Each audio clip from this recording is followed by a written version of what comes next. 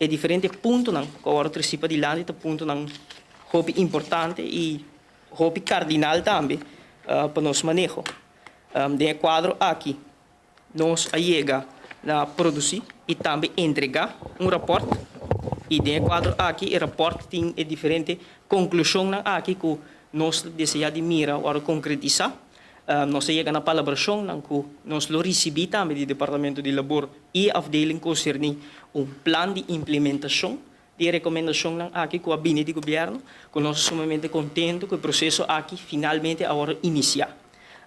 Dentro do quadro aqui, temos estrutura legal que botem landsverordening, handhaving, arbeidswetten, e dentro do quadro aqui, infração, arriba lei, regulação e manejo laboral, agora sancionar.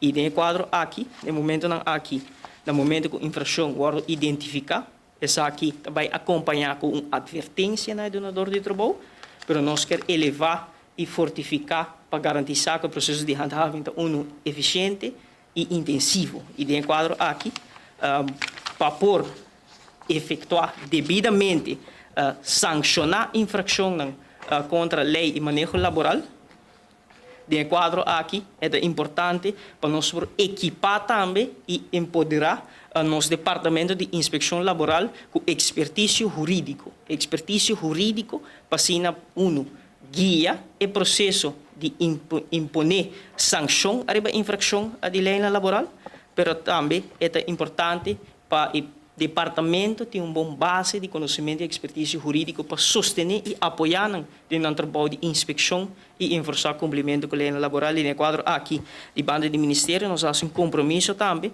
para agregar expertise jurídico para fortificar o Bureau Arbeidsinspectie com expertise jurídico para garantir que também vai funcionar devidamente no quadro aqui.